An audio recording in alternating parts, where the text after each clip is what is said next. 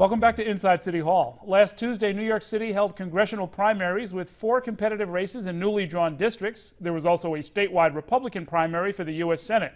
Now that the primary date has moved to June of this year, turnout was very light, but even if few voters made it to the polls, the contests were being closely watched by political observers. Joining me here to discuss last week's elections are 4 consultants who advised some of last week's winning candidates. Republican Rob Ryan was serving as Wendy Long's campaign manager. Democrat Michael Taubman from the Grace Meng campaign is here. Democrat George Arts had a firm that worked for both Congresswoman Nydia Velázquez and Hakeem Jeffries, 2 winners, and Democrat Scott Levenson, who worked for 2 of the primary winners, Hakeem Jeffries as well as Yvette Clarke. And he also advised Eric Dallon in his unsuccessful effort against Congresswoman Velázquez. Welcome to all of you. Got the scorecards right? Good to be here. Okay. Congratulations to all of you. Thank you. These are all very tough races. And Michael, let me start with you. I did not know you were working on the Grace Meng race. How did that work? How'd you do it? First off, she got more votes than all of her opponents combined. Yes, so it had to have been a win. district-wide operation and appeal. Certainly she had a base in the Chinese and Korean-speaking communities, but she won in the Jewish parts of the district. She did very, very well in the Spanish-speaking communities and a growing South Asian community as well. It really was a lot of work and a lot of organizing. I think by election day we had 18,000 positive IDs, and then it was getting them to the polls. Explain for our viewers who don't know what that means. Sure.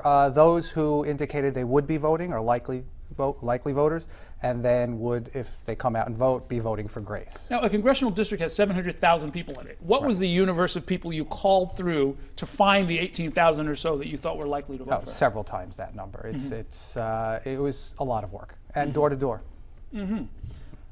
Same thing in the congressional races in Brooklyn? Absolutely. I mean, the secret, or not so secret, obviously, with the Hakeem Jeffries race, when you win by 72 points, a lot of things have to go right. We got 24,000 hard IDs in a 2-way, so it's obviously not the same, but much more than what our win number was projected to be. We did that from a universe of about 44,000 people.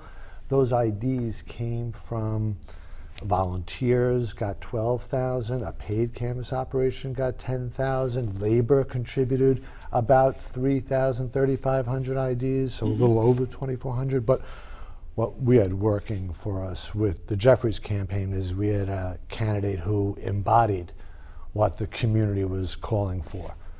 He's a hardworking, creative legislator who's going to do the business of delivering for his district. And as a practical matter, this involves calling people or knocking on their door saying, hey, do you want to vote for my candidate? We actually knock on doors, we make phone calls, we called through the universe dozens of times before we got to the 24,000 folks. With the labor IDs, it means member-to-member mailings, and then them following up with your union is supporting them. So the Hotel Trades Council, 1199, Communication Workers of America, the Machinists Union, folks who are early, UFCW, were early and often for the Jeffries And campaign. with Congresswoman Velázquez, same idea? Same idea. Door knocking, robocalls. We had a schedule of robocalls where we did the president. We put out the presidential mail. The president endorsed us. We had Schumer one day. We had Koch one day. We had Kirsten Gillibrand one day. So it was a succession of new voices all the time. And here again, you're not calling hundreds of thousands of people. You've defined people that you think are super primes, meaning people who vote all the time. 3 primaries. Who have voted in the last 3 elections. Very good. It's very different for a statewide race, Rob Ryan. How did you guys go about your business? How did you introduce somebody who's never run for office before? I think we worked through the county organizations upstate. We had a great deal of support there. We had a great deal of Tea Party support up there. And we did a lot of robocalls. We had quite a few going in the targeted areas as well as direct mail. And that's the only way in a statewide primary where you're going to have this low numbers coming out. It comes down to direct mail and robocalls, basically. When your Democratic colleagues say that somebody like a Chuck Schumer is on the robocall, or the President of the United States, who was calling for Laura Ingraham was on one of them, who's a college friend of the candidates. Conservative radio talk show host. Talk show host.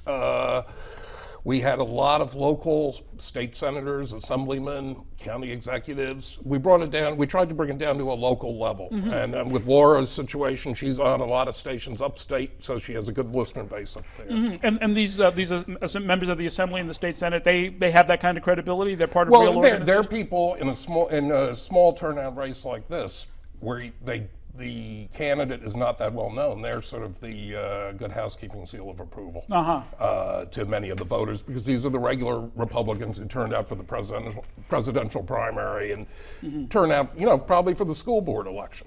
Question for everybody: does traditional mail, the well-placed, well-thought-out, sometimes negative piece of mail getting sent to the mailbox to persuade people at the last minute, is that still a big part of how you do business? Very much so.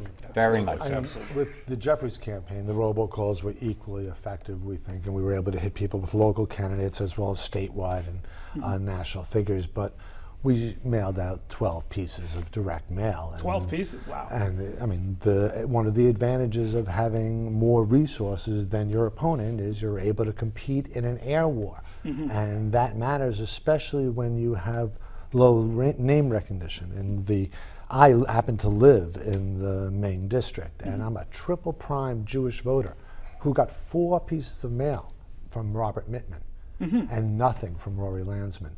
So somebody committed some political malpractice there, I'll tell you that. In a district where, in a reapportionment year, the lines are new. Folks who were represented by Congressman Gary Ackerman for many, many years, a seat that at one time went all the way out to Smithtown in Suffolk County, retreated back to Nassau, and now the 6th congressional is entirely in Queens, with 3 top-tier candidates, Grace Meng, Rory Landsman, Elizabeth Crowley, all relatively junior legislators. The mail is the best way to educate voters on who their candidate is and what they're about and what their priorities are. And that doesn't include the independent expenditures that came from, in Grace's behalf, places like the UFT and Emily's targeted mailings. Sure. To each to different constituent. We had Chinatown and Sunset Park. We had Williamsburg. We had a lot of areas where we were just targeting our mail, so small mailings to that constituency. And is that based on that's based on surname for the most part, or at least correct? That's the first cut. Correct, at it, right? That is correct. And well, the lists are based on surname. Yes. I think that was a little different for us in the Jeffries campaign, because when we had a great research department, and when we tested all the vitriolic lines that Charles Barron attributed to Charles Barron, the thing that moved people the most was the same in Howard Beach and East New York, and that was he didn't care about passing a piece of legislation, and we were running a candidate who had several substantial pieces of legislation. So for us, that cut across all communities. And is that a case where, what might have been for Charles Barron maybe a throwaway line in an interview saying, look, I don't care if I pass any legislation, I'm going there to shake things up? I think that was the exact line, as a matter of fact. I think clearly people in the district were making a decision that if they want a legislator, they'll elect a legislator. If they want a movement person, they'll support a movement. Maybe he's running a movement as a movement person. I have issues with that, and whether it's cult of personality or not.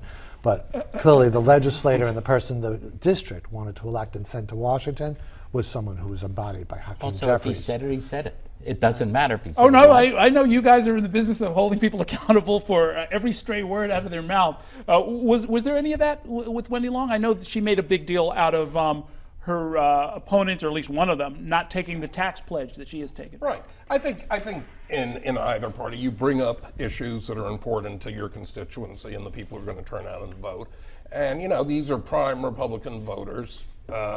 You can pretty much identify, we look back at who voted in the presidential primary, which was a non-primary. So you know that if those people are coming out, they're really paying attention. And those are the most likely that are going to come to the polls. Interesting, very interesting. And overall, there are a lot of viewers, and you all may think of them as naive, but I'm sure you've heard this before. There are a lot of voters who think, hey, it's a shame that you're segmenting and figuring out which 18,000 or 24,000 people you're going to go after. What about the rest of us? What about a campaign that really tries to speak to everyone? Is that just not not possible with the resources that you have? It is possible. Every campaign would like to think they could create new prime voters, but very few can. In Grace's case, since she will, we hope, be the first Asian American member of Congress from New York, yes, in that community we did create some new prime voters. But it's not often the case you have that opportunity. But the real story in these primaries is how few of the 750,000 people who live in these districts actually vote. And that is the sad story of our business, is that there just isn't enough participation. We're going to continue this conversation in just a moment. We're going to have more with our Consultants Corner, and then you can join our conversation by tweeting us at Errol Lewis or at Inside City Hall. Stay with us.